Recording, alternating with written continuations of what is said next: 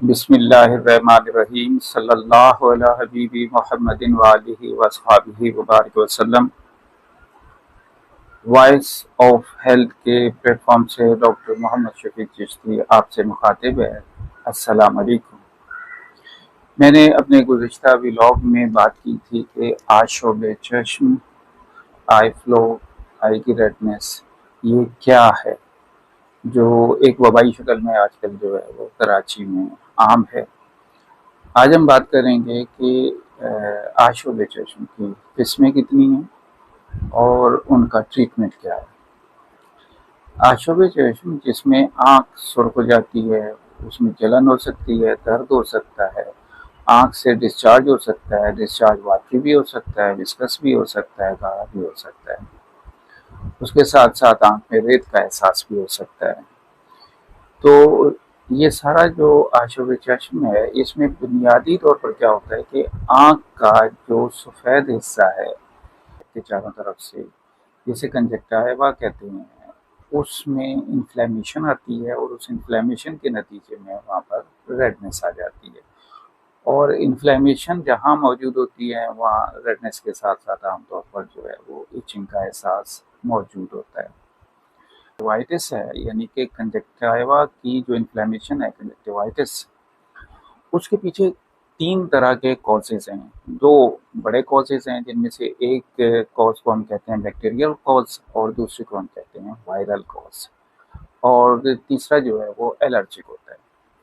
Bacterial cause common cause ہے، جس کے نتیجے میں جو ہے آنکھ انفلیمیشن ہوتی ہے اور یہ ایپیڈرمک ہوتا ہے، یعنی کہ اس کے نتیجے میں جو ہے یہ ایک وبا کی شکل میں جو ہے وہ پھیلنا شروع ہو جاتا ہے۔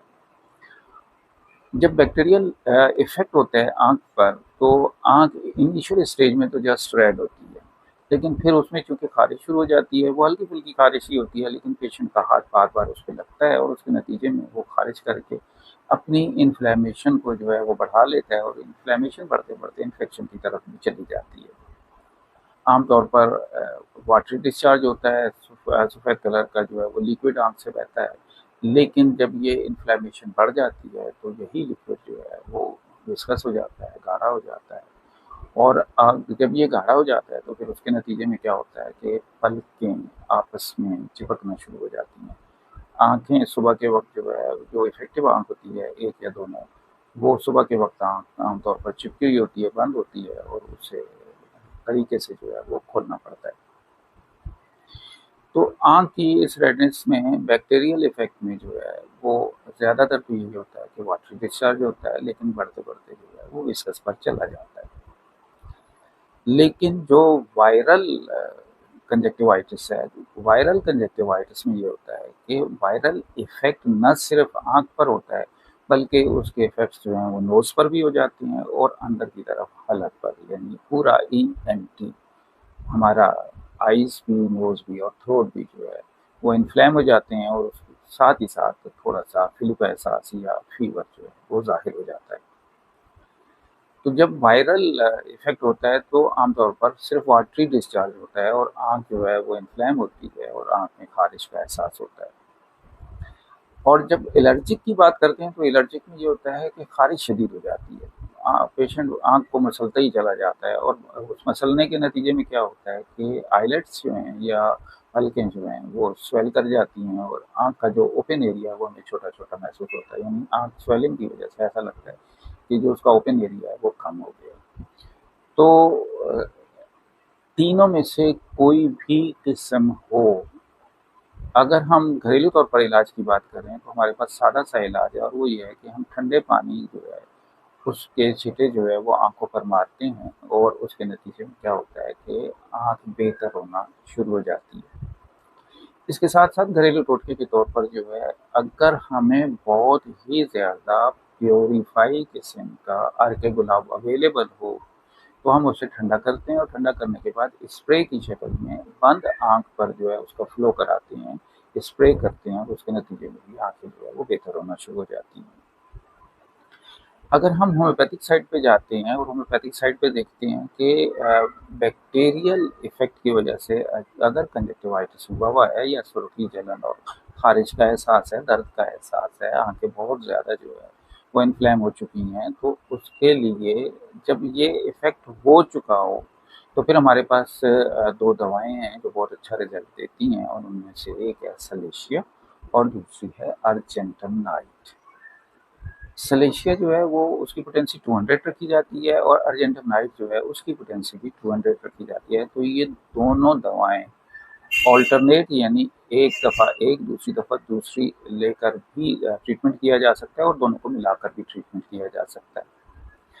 چونکہ پوٹینسی 200 ہے، لیکن دوسری طرف ایکیوٹ فیز جو ہے وہ اسٹرانگ ہوتا ہے، ایکیوٹ فیز کا حملہ جو ہے وہ شدید ہوتا ہے، تو ہم ایکیوٹ فیز میں اس 200 پوٹینسی کو ہر 4 گھنٹے بعد ریپیٹ کریں گے، اور ٹوٹل 2 دن دے دیں گے، بہت اینف ان شاء اللہ تعالیٰ جو ہے وہ پہلے ہی دن آنکھ بہتر ہو جاتی ہے، اور دوسرے دن سپورٹنگ کے لیے مزید جو ہے یہ 2 دوائیں اس میں پیشنٹ کو دے دی جائیں تو آنکھ مکمل طور پر عام طور پہ جو ہے یہی ہوتا ہے کہ بہتر ہو جاتی ہے۔ لیکن اگر وائرل انفیکشن ہے، یا وائرل آئی فلو ہے، یا وائرل کنجکٹیوائٹس ہے، تو ایسی صورت میں ہمارے پاس دوا جو ہے وہ یوفریشیا ہے، اور یوفریشیا کی پوٹینسی عام طور پر 30 رکھی جاتی ہے، اور اسے ہر 2 گھنٹے بعد ریپیٹ کیا جاتا ہے، تاکہ پیشنٹ جلدی نہ صرف آنکھ بلکہ نوز اور تھروٹ سے بھی بہتر ہو جائے، اور اس کی جو فیور والی کنڈیشن ہوتی ہے وہ بھی بہتر ہو جائے۔ تو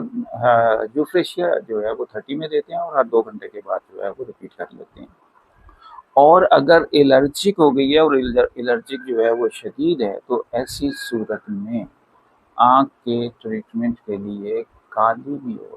بہت اچھی دوا جو ہے وہ سمجھی جاتی ہے۔ کالی میور کی پوٹینسی 6 جو ہے وہ انفلیم پہ جو ہے وہ بہت اچھا کام کرتی ہے، اور خارج کو بہت تیزی کے ساتھ جو ہے وہ کور کرتی ہے۔ تو ایسی صورت میں ہم کالی میور 6 میں،